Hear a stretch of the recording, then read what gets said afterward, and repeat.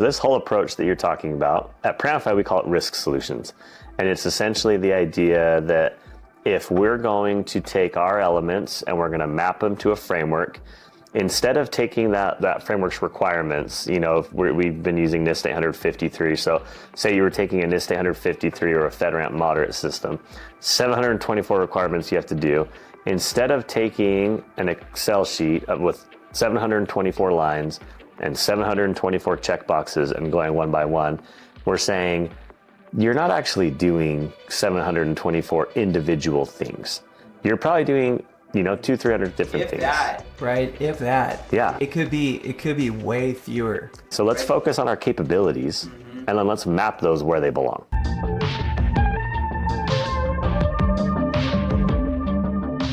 Welcome everybody to the Paramify podcast. Welcome back. This is an awesome day to be alive.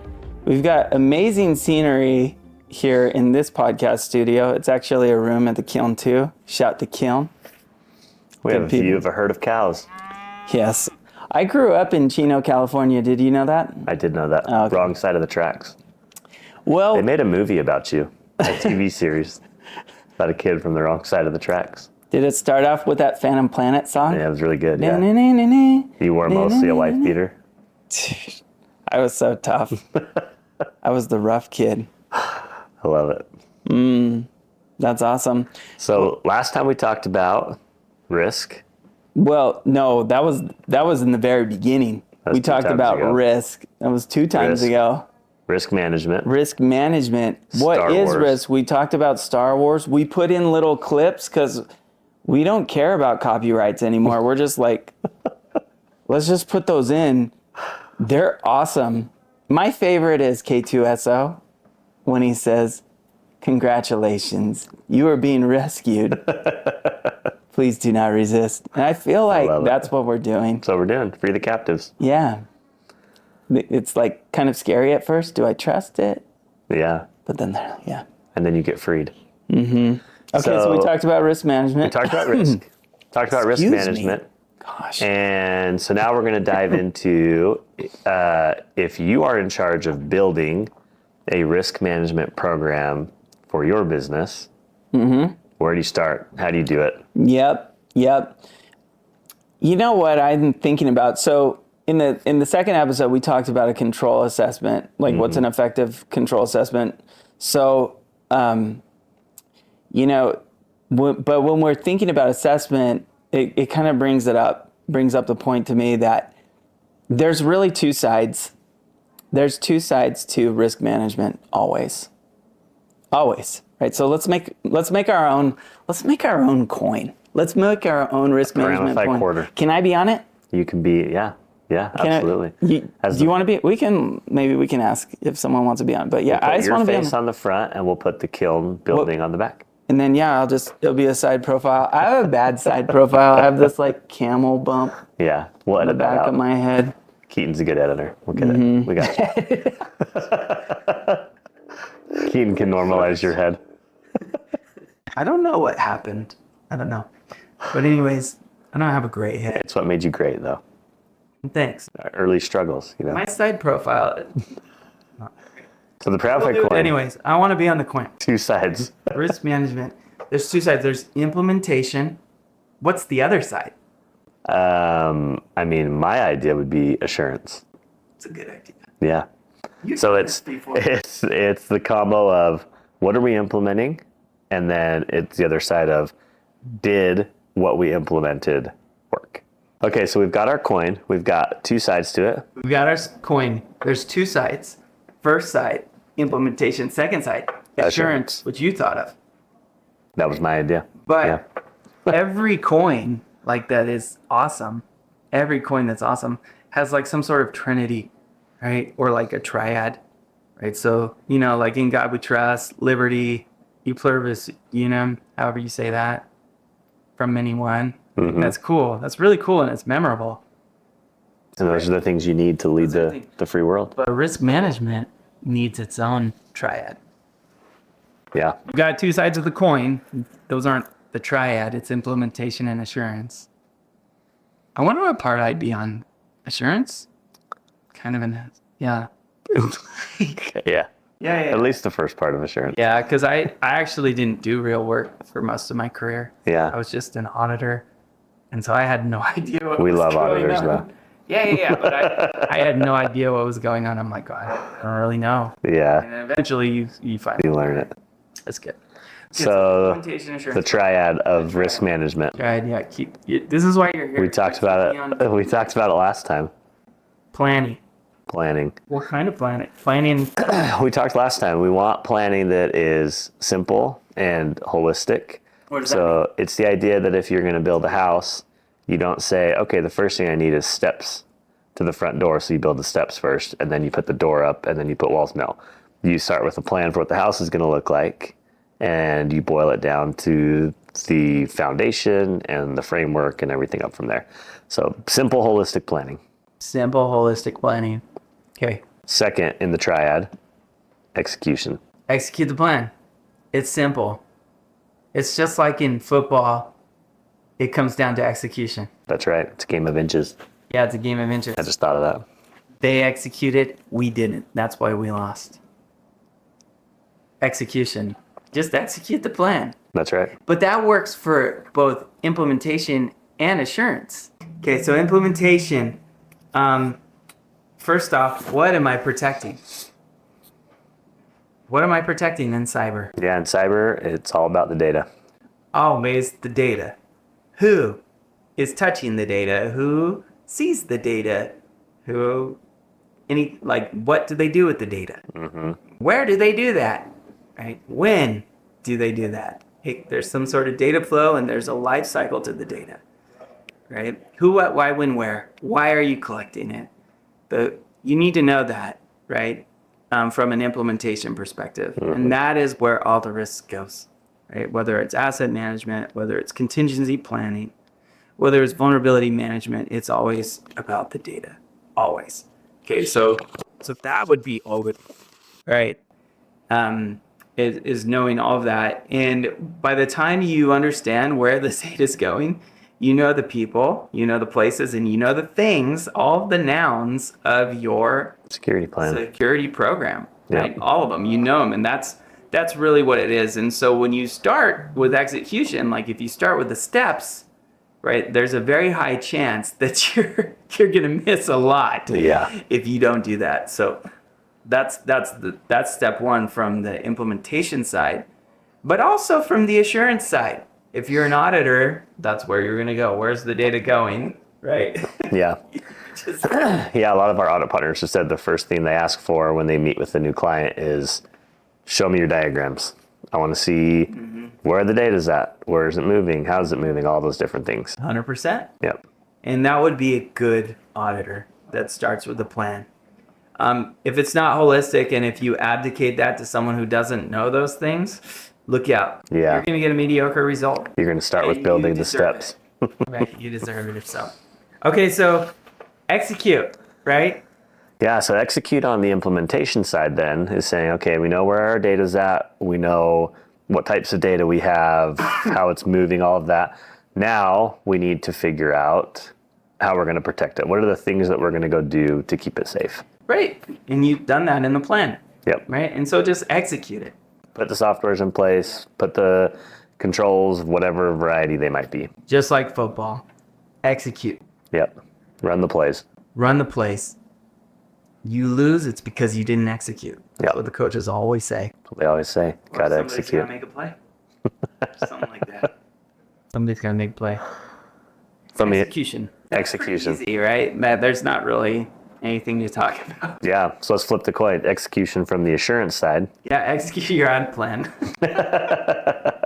What do you need to look at? And then just execute what the plan is. First, we're going to talk to this person, and then we're going to look to see, did you do the plan? Yep. I did it, coach. I did it. I did it. Okay, and now, what's the final? Reporting. The final of the holy trinity of risk. And honestly, the thing that has taken most of my life. And a good portion of your soul as well. Documentation. Yeah. Reporting. You need to do it as an implementer to return and report on what you did, right? And so that people can understand the implementation, the who, what, when, where, why of data and what you're doing to protect it, that is really, really important. Implementation and reporting, right? Because from the assurance angle, what are you going to look at? Well, what are they saying it is? Okay. And then ultimately, you're reporting on what your assessment plan was and then the results, right? So if we take that from how this is laid out in the federal government, right? They have the system security plan. What side of the coin is that? That's implementation. That's implementation. Yep. The plan. Yeah, and then if we flip the coin, we have the system assessment plan. Mm-hmm. Okay, and then ultimately the results are the SAR, right? That's on the assurance side as well. Then you have this thing called plan of action and milestones, right? Mm-hmm. Or issue management. That's on the implementation side, but it's like kind of where they kind of connect, right? Yeah. Because it's a continuous assurance, right? You're always flipping that coin, man. Implementation assurance. So I like our coin. As long as I get to be on it, it's planning, it's assessment. Yeah. Yeah, or planning execution, Planning execution. And reporting. Yep. And it doesn't matter if you're on the implementation side, you have to have a plan. You got to execute, you got to report. If you're on the assurance side, it's plan, execute, report. Yep. I like it. So we've got those basics. If you were going to then take those and you were going to go to a company and you were going to build a security program, a security plan for that company. First, I would buy the most expensive software ever. The most expensive one. And I would make it super complicated. You can't succeed. I would hire a firm to help us go through everything. Yeah. You can't succeed without expensive software. Yeah. That's what I found. One of my favorite teachers in college, his favorite answer was when he was looking at me dead serious. I was like, I do it like this, right? And he goes, right, if you want to get it wrong. So funny. We laughed so hard. I'll never forget Professor Stice. He's famous. He's famous. He's a funny guy. He is now. Both of our listeners are going to they'll look him up. Yeah, he is now. You're welcome. Professor Stice. Funny guy.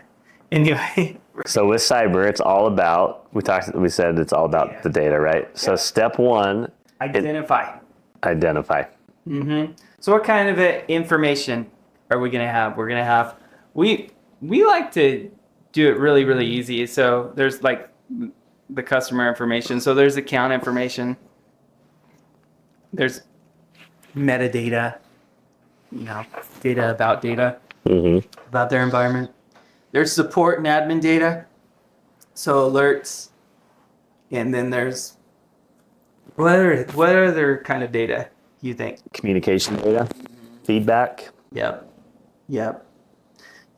License information, all sorts of stuff. See, there's all sorts of data in software for sure, right?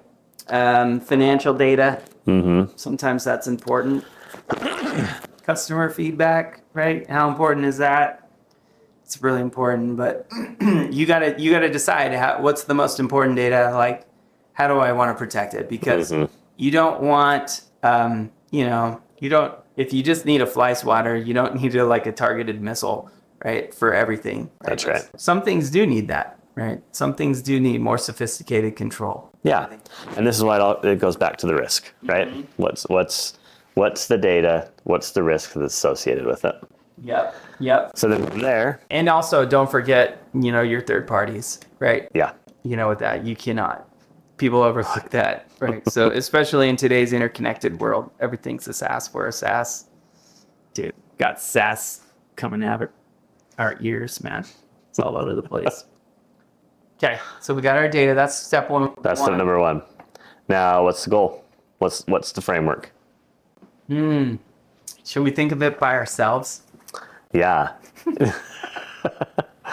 Going back to the house, metaphor, if you want to build a custom mansion, even then you're probably not going to do it on your own. You're going to hire somebody that knows. Yeah. But really what's usually going to happen is you're going to start with a blueprint, right? They're going to have a basic layout that you're going to then tweak and kind of make your own.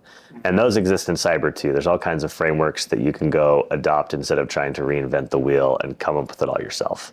That's right. So NIST 800-53 gets a lot of like anger because it's so vast and it's so big. Mm-hmm. It's configurable even. It's really comprehensive. And it's really comprehensive, and it's usually based on, you're not going to do all 1,300 requirements, but usually there's a profile for that. And so that's where FedRAMP comes in. It's a big undertaking to really understand that. But once you do, what they're saying is like, hey, we understand the risks associated with cyber, right? Mm-hmm. Here's the risks associated with cyber, and here's controls that address those risks, and then you can tailor them with like parameters. That's a really good place to start if you're expert enough, if you spend enough time. But there are other ones, right, that are this CSF, right? There's very simpler. There's very simpler. There's much more simple things. PCI is where you're starting, right? For PCI is where you're going to start for payment card data. There's NIST 800 171 for the CMMC controls, which are basically just FedRAMP, like it's very similar. I don't understand why they. But don't start on your own, right? You don't need to reinvent the wheel. Yeah, because those are kind of tied to some sort of risk framework. Yeah, someone's done that part of the work for you. So you can adopt some of that and save yourself a whole ton of headache. And so once you've got that, the basic framework that you're going to work within. Now we're going to start diving into our organization, and we're going to identify all of our elements. Yeah. I mean, and we've done that, So if we follow the data, we can find the elements, right? Mm-hmm. Who are the people, right? We just follow the data. Where does it go? You're going to identify those, and that is going to be what does your security program. So determine, which elements implement, those controls. Yeah, it's basically saying like, here's our people, places, and things that we have. Here's the requirements of the framework that I'm using. And so let's map out where each of these elements belongs in each of those requirements. Yeah. So for us, I think we talk about this sometimes with over and over, but it's good to go over. So let's take us, for example. When you start with your data, it's a person is going to first talk. If they put in Paramify.com, the very first time in their on their laptop, the laptop doesn't know where Paramify.com exists, and so what happens is that goes to Route 53 in AWS US West, I think, and it implements a protocol called DNSSEC, which is like there's controls around that. Mm-hmm. And it says, hey, here's the IP address for that. And it goes back to the machine, right? You got the machine, and now this laptop knows exactly where to go, which address to go to. That goes through a load balancer, okay, an application load balancer, and then it goes through firewall rules, right? And then it eventually is going to go to, the app server, which is on an EKS cluster, right? And that talks to a database, an RDS database, and then that talks to other things like S3, which is cloud storage.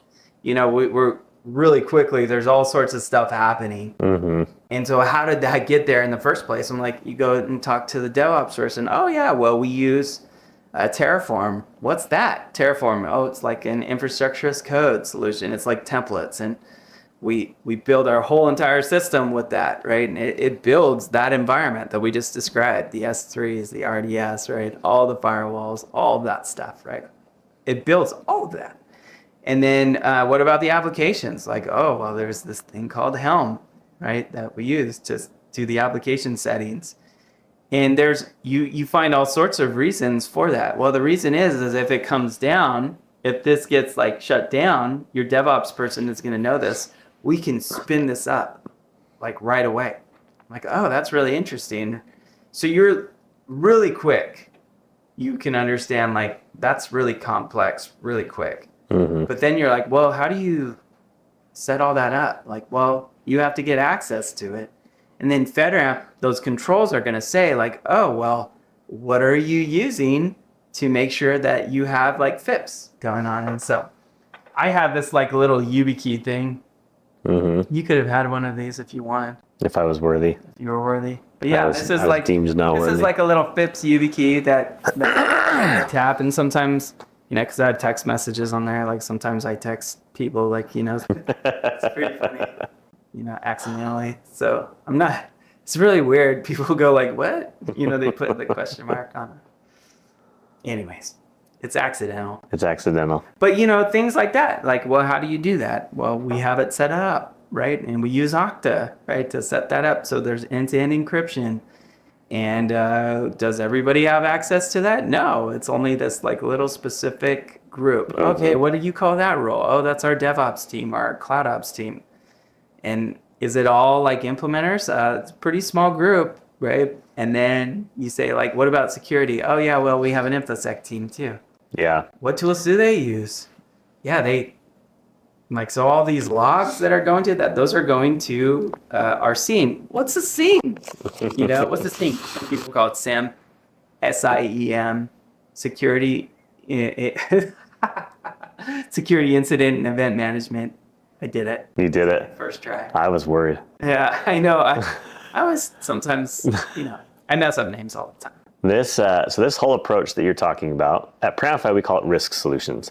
And it's essentially the idea that if we're going to take our elements and we're going to map them to a framework, instead of taking that framework, that framework's requirements, if we've been using NIST 853. So say you were taking a NIST 853 or a FedRAMP moderate system, 724 requirements you have to do. Instead of taking an Excel sheet with 724 lines and 724 checkboxes and going one by one, we're saying you're not actually doing 724 individual things. You're probably doing a couple hundred things, 200-300 different things. If that, right? If that. Yeah. It could be way fewer. So let's focus on our capabilities, and then let's map those where they belong. Yeah, and those capabilities always have a main component. Mm-hmm. So if you talk to a DevOps person, they actually know security better than, in many cases, than junior auditors. Like they really know their stuff, right? Like, because they're the ones that have to set up the security, right? So you need to make sure that they're involved. So every risk solution, we'll dive in deeper, but it has a main component, right? Mm-hmm. So we can say like, hey, what do you do for like distributed denial of service, like attack? Like, how do you prevent that? Like, well, yeah, we have this application load balancer and it kind of does that. Okay, cool. So describe that. Does it exist on an island? No. It's got other components that it's working with, right? The other thing that inherently happens with that is because it's got a main component, it then also has a role that is responsible essentially for that capability. That's right. And you have to have someone, I'm not going to say what you say. Like, What do I? Oh, I don't know. I guess like we could say that. It's fine. That's what do I? To choke, right? You have to have to choke. Someone needs to be accountable, right? I did correct them on that one. Somebody was like, how about one throat to choke or one back to pat? One back to pat. Sure, yeah. That's way nicer. That's way better. And that's all we do anyway. But if you have a breach, you will get choked. I mean, metaphorically speaking, you would get fired, right? If you actually did that, right? And the person that you're supposed to fire, like, you would actually get fired. So you need one person who owns it. And it will change a role. A role that owns it. You don't say like Danny owns this or like or Isaac. You would say DevOps admin or HR admin or whoever. Mm-hmm. And it like that. Yeah, and keep it in that role. Right. The other benefit of having that is now you have, we were talking about this before, but if you rely solely on your GRC person to assemble and build your security program by themselves, you will get the mediocre result you deserve. The mediocre result you deserve. And so by having these capabilities that have a main component, that have an owner who is responsible for it, now not only is it more accurate and more secure, but now you actually, it's a plan that is comprehensive, and you're not going to have one person who kind of knows it all trying to put it all together. You actually have the people who own it. And it is risk focused. It is not requirement focused. And so that makes it a portable solution across different risk frameworks, whatever it is. Go through any of them: SOC 2, ISO 27001, NIST 800-53, right? All of these different profiles and catalogs, those are all focused on how do we protect data. And so you're often going to have the same capabilities. And people get bogged down, when they do it the other way, right? When you're looking at requirements and you're kind of starting too early down the path of, I have to meet this control requirement. No, just take a step back and address, like, what risk are we trying to address? Right? And so that whole exercise is just following the data can be done. You don't need an expensive software for that. You can use Google Sheets. That's what we did in the very beginning, and Excel. Very first prototype shared was this, right? Which was like, hey, what are you doing for MFA? And we kind of noted those little different components and be really clear about which one is a component, which is a role, right?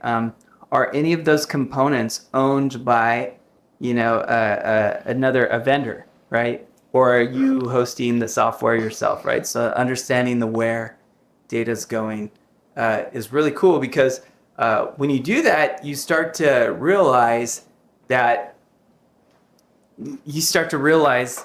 talked about this before with risk management. Remember, you can mitigate it all on your own, right? Or you can rely on a provider, right? So you can have the provider of the solution. They're responsible for mitigating the risk, right?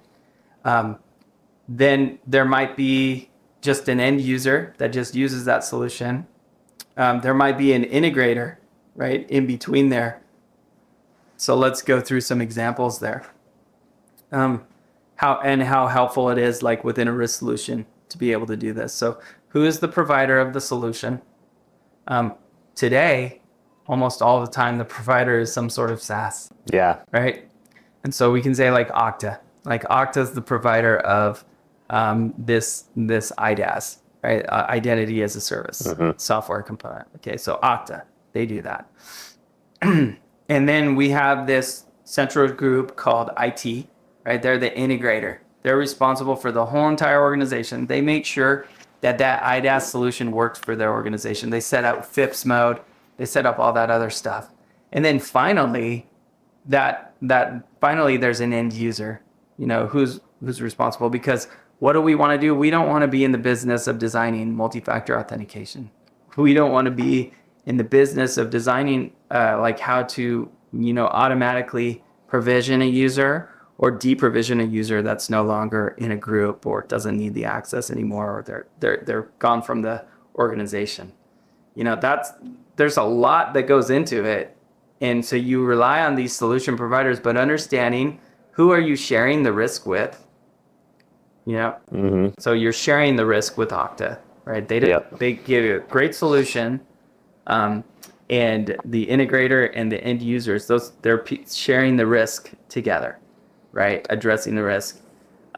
Sometimes, for example, if we're in AWS GovCloud, there's nothing that I can do to impact the physical security, right, of environment. I don't know what those security guards are going through, and I don't need to, right? That's on them, and we've totally transferred the risk there.